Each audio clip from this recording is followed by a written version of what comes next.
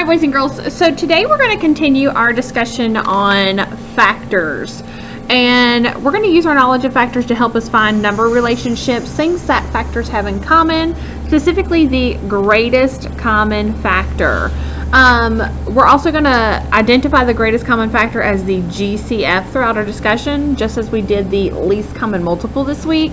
So remember, G is greatest, C is common, F is factor. So anytime it asks you to find the greatest common factor, you are listing factor pairs for the numbers given and finding the greatest, or remember the synonym for greatest would be the biggest number that those two numbers or factors that they share. So we're going to do several example problems. I'm going to use these over here. As you guys are working through the problems, you're just going to work them out, show your factor rainbows over here to the side.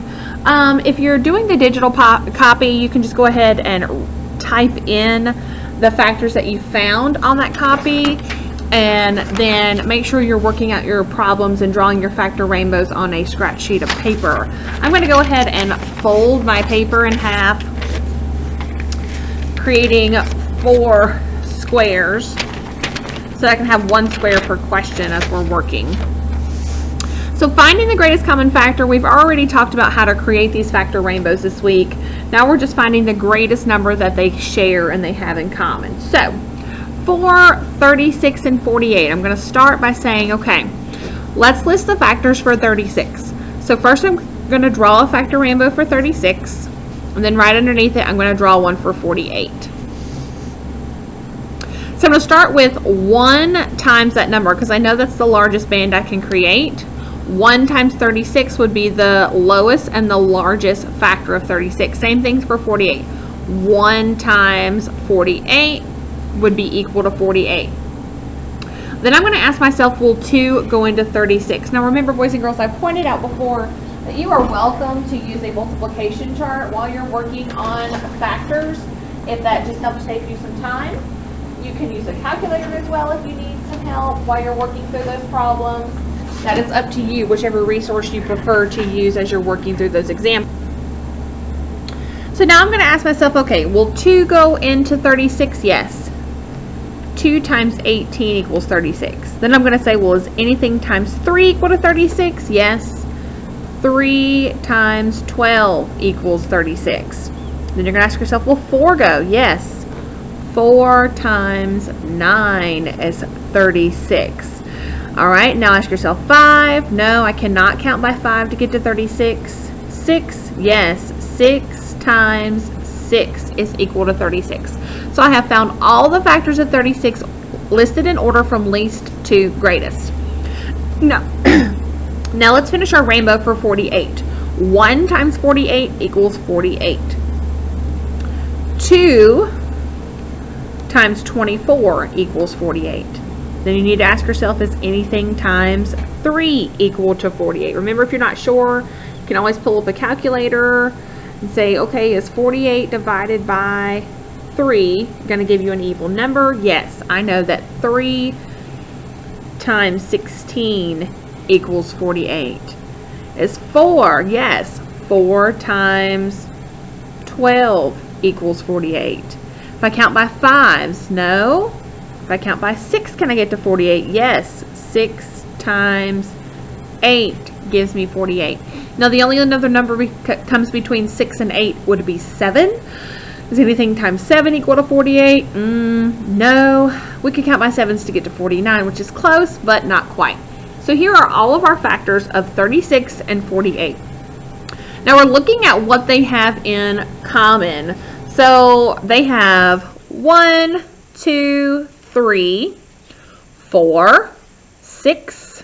Anything else? Yes. 12. Anything else? No.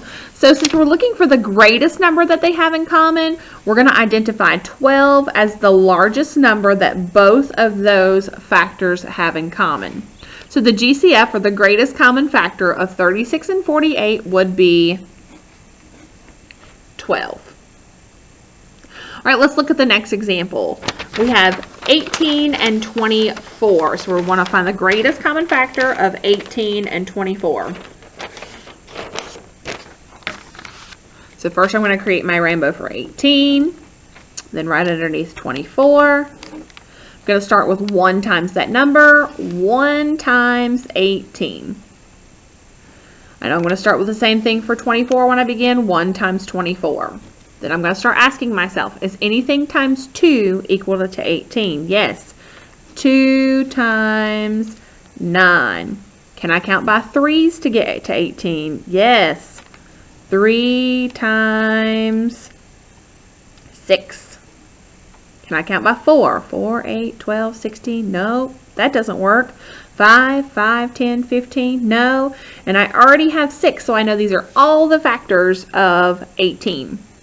Let's continue with 24. 1 times 24. 2 will go, it's even. 2 times 12 equals 24. Is 3 going to go? Yes. 3 times 8 is equal to 24. Can I count by 4? Yes. 4 times 6 gives me 24. Can I count by 5? 5, 10, 15, 20, 25? No. And I already have 6, so here are all of my factors for 24. Now let's look at what they have in common. 1, 2, 3, 6. Anything else? No. So the greatest number that they have in common is 6. The GCF for 18 and 24 is 6. All right, what is the GCF for 46 and 32? All right, so let's look. Let's create our rainbows. 1 for 46. And 1 for 32.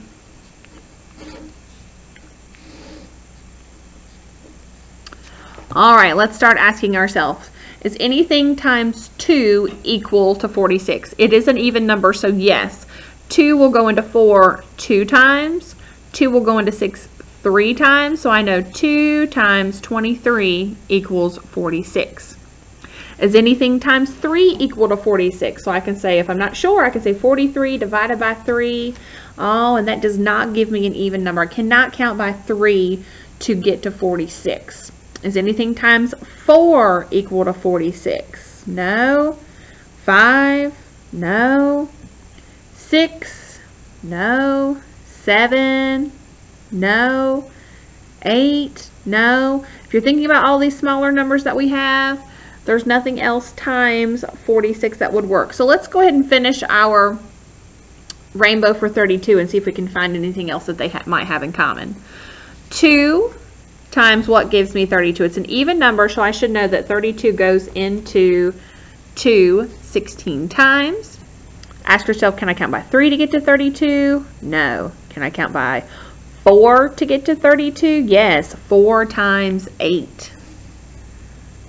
Can I count by 5? 5, 10, 15, 20, 25, 30? No, I cannot. Can I count by 6? No.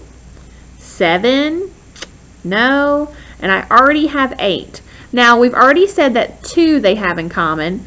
We've already checked and we ask ourselves, will 4, is anything times 4 equal to 46? And the answer was no. So we know that they don't have anything else in common other than the numbers that we have listed. So, looking at what they have in common, 1, 2, they don't have 4, they don't have 8, 16, or 32. So the largest number they have in common is 2 because they're both even numbers.